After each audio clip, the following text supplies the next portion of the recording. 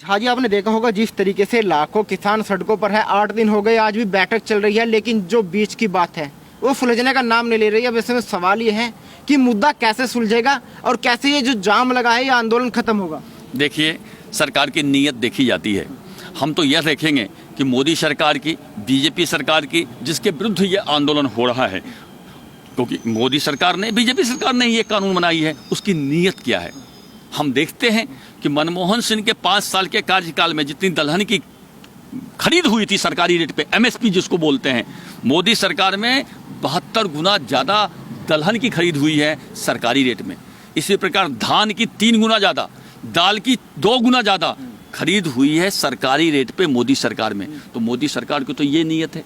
क्या हम ये भूल जाएं कि 10 करोड़ किसानों को डायरेक्ट बेनिफिट, डायरेक्ट पैसा मोदी सरकार खाते में भेज रही है, हम भूल जाएं।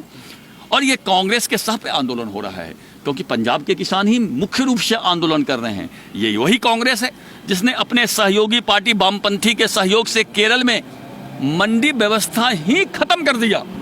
केरल में मंडी व्यवस्था खत्म कर दिया। क्या कांग्रेस ने कभी केरल में जाकर आंदोलन किया है?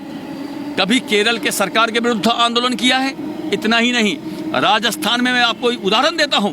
राजस्थान में केंद्र सरकार ने बाजरे का रेट तय किया है 2150 रुपये और गहलोत सरकार किसानों को दे रही है 1300 रुपये। क्या कांग्रेस ने गहलोत सरकार का घर घेरा? क्या कांग्रेस ने गहलोत सरकार का कभी विरोध किया? नहीं किया। तो कांग्रेस की नीयत देश में अस्थिरता पैदा करने की है, इसलिए ये आंदोलन हो रहा है। दूसरी बात, इस बिल में है क्या? आपको सबसे बड़ी बात है, इस बिल में है क्या?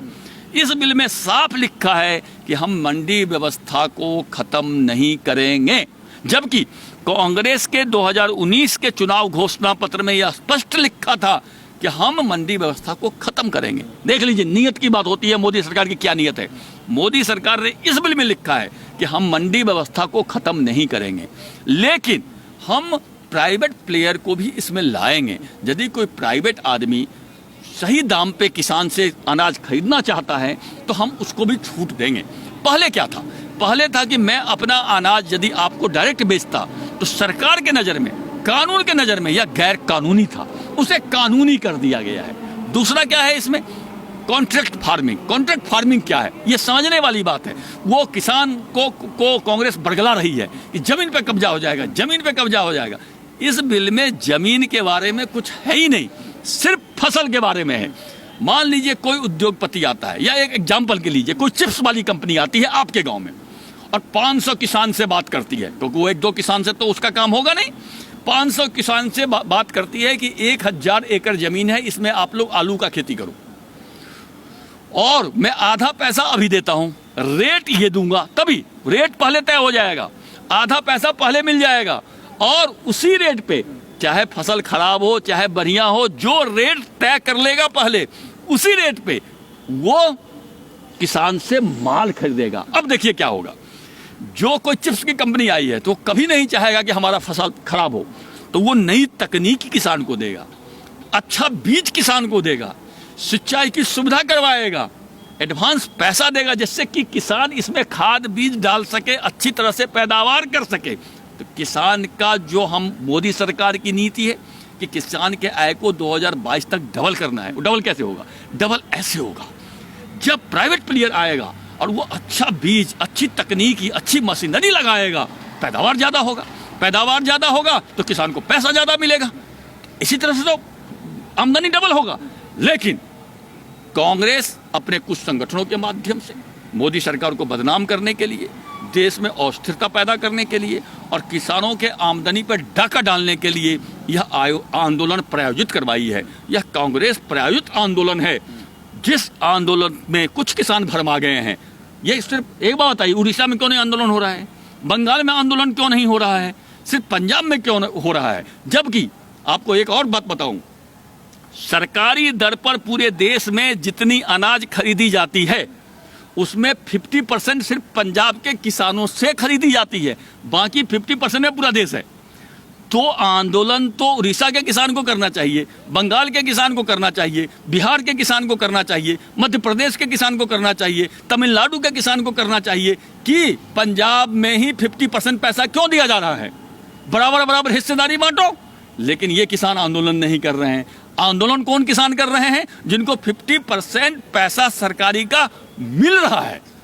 तो ये तो साफ और सीधी बात है कि किसान को भड़काया गया है, बरगलाया गया है अमरिंदर सिंह सरकार द्वारा, कांग्रेस द्वारा, जिससे कि मोदी सरकार को बदनाम किया जा सके, मोदी सरकार को अस्थिर किया जा है ना सके। कि रास्ता कैसे निकलेगा, कि बीच का रास्ता कैसे निकलेगा? देखिए, किसान की मांग क्या है? किसान की मांग है कि मंडी व्यवस्था खत्म नहीं होनी चाहिए, यही मांग है। ऑलरेडी इस बिल में लिखा हुआ है कि मंडी व्यवस्था खत्म नहीं होगी। यदि किसान चाहते हैं, क्योंकि वो भी हमारे भाई हैं, किसान कोई हमारे दुश्मन तो है नहीं, मोदी के भी किसानों ने काफी वोट दिया है। यदि किसान चाहते हैं तो इसमें और स्पष्ट कर दिया जाएगा, इस कानून में एक लाइन और जोड़ दिया जाएगा कि मंडी व्यवस्था खत्म नहीं होगी, बात खत्म। लेकिन कांग्रेस क्या कहती है?